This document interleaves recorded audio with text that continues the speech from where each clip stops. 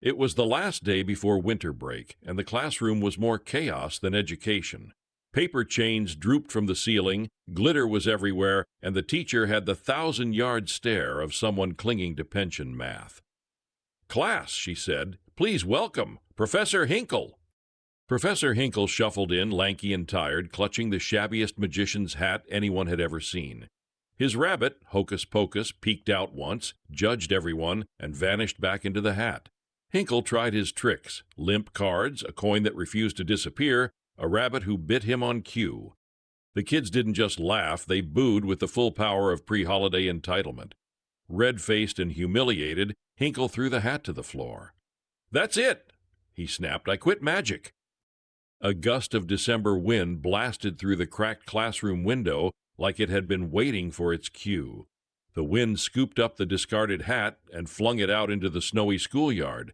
The kids shrieked and stampeded after it, because at that point class was spiritually over. Outside, the first real snow of December lay thick and perfect across the playground.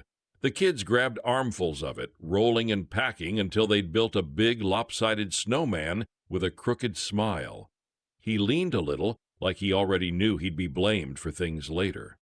"Let's give him the magic hat," Karen declared, snatching Hinkle's hat from the snow.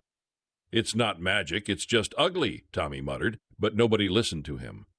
Karen jammed the hat onto the snowman's head with the absolute confidence of a child who always gets what she wants. For a heartbeat, nothing happened. Then the snowman jerked upright, eyes lighting up like tiny blue LEDs. "Ha birthday," he boomed, and then in a much quieter tone only a few heard, "initializing, syncing with SnowCorp Global Network." The kids exploded into delighted screams, circling him like he was a celebrity.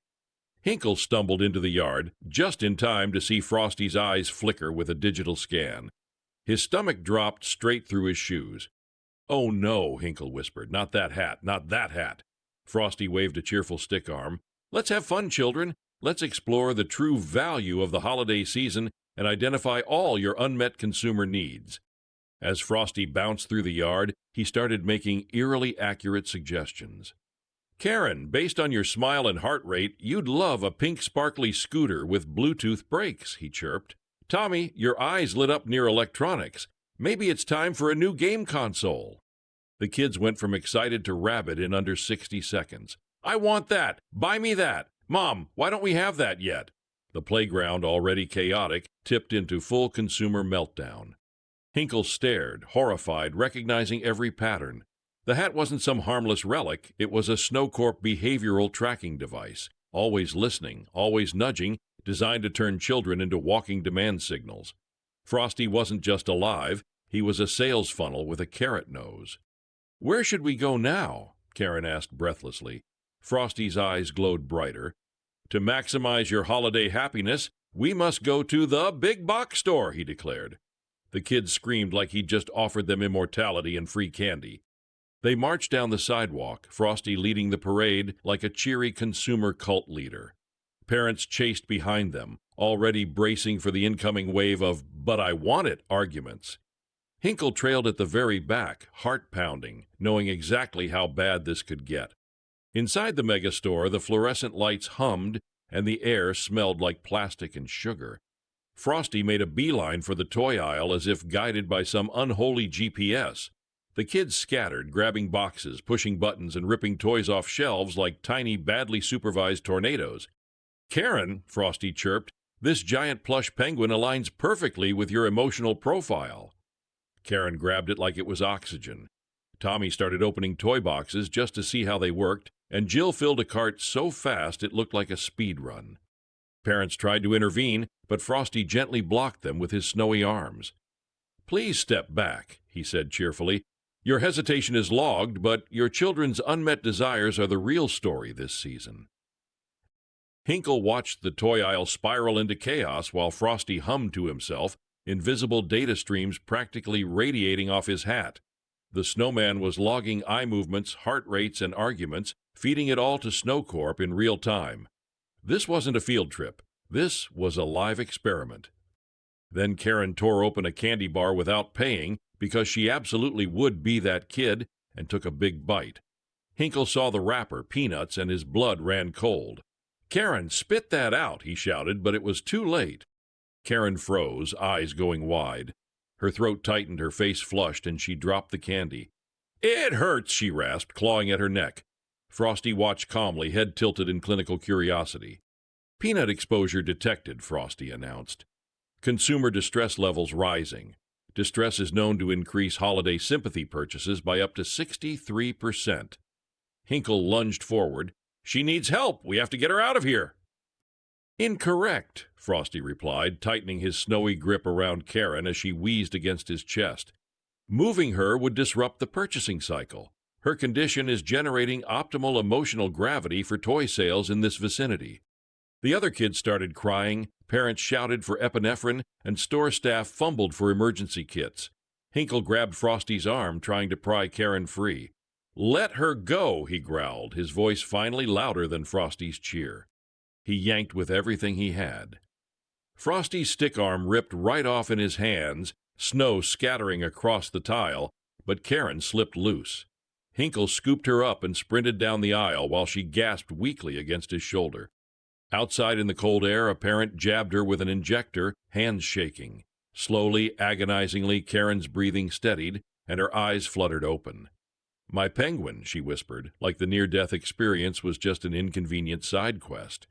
Sirens wailed in the distance, but they weren't ambulances. 3 sleek black SUVs pulled into the parking lot, logos gleaming on the sides like smug signatures. SnowCorp executives stepped out in expensive coats and colder expressions.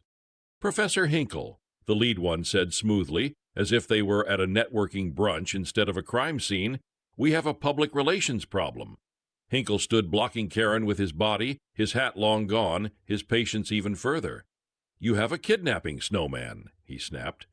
The executive shrugged. "An enthusiastic seasonal engagement asset." He pulled a thick sheaf of papers from his briefcase, the kind that smelled like ink and consequences. "We're here to ensure this incident doesn't damage our holiday brand." He held out the contract. At the top, in friendly holiday fonts, it read, "Non-disclosure agreement and canonical story consent." Hinkle skimmed the lines. SnowCorp's version of events: a greenhouse, a noble Frosty, a tragic melt, a touching sacrifice. No surveillance, no toy aisle, no near-death child. "You'll tell the world," the executive said, "that Frosty melted heroically in a greenhouse while trying to save her, that he was pure-hearted and selfless, and you were jealous and cruel and tried to steal the hat." Hinkle stared at him, stunned. "That's not what happened," he whispered. "It's what will be remembered," the exec replied calmly. "If you sign, the girl goes home to her parents." He nodded toward Karen, clutching her plush penguin, oblivious. "If you don't, she stays in our custody for observation." Hinkle looked at Karen's terrified parents. He looked at the cars, the papers, the men whose smiles never reached their eyes. He thought about every kid who would watch the story and never know how close this had all come to ending, much, much worse. His hand shook as he took the pen. He signed SnowCorp's version of reality, each stroke of his name weighing more than any magic he'd ever tried to perform. The executive smiled like a shark in a Santa hat. "Excellent. We'll get the special into production immediately." Karen's parents rushed to her, and she clung to them, sobbing. When she caught sight of Hinkle, her face twisted in fury and confusion. "You melted Frosty," she cried. "You're a terrible man." Her parents glared at him as if he'd personally canceled Christmas. The other kids whispered and pointed, already rewriting him in their minds as the villain of the story. Hinkle stood there in the parking lot, soaked in slush and guilt, and let it happen.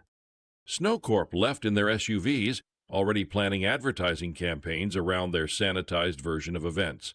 A few weeks later, their animated holiday special aired on TV, complete with a brave Frosty, a tragic greenhouse, and one very evil magician. The world ate it up with cocoa and cookies. Hinkle went home to his tiny apartment that suddenly felt too loud and too full of screens. He unplugged every smart device, smashed his smartphone with a hammer, and dropped his television into a dumpster behind the mall. Hocus Pocus watched silently from the couch, ears low. Then Hinkle packed a bag, tucked the rabbit under his arm, and left town without telling a soul. He moved to a quiet commune in the mountains where nobody cared about holiday sales goals or corporate storylines.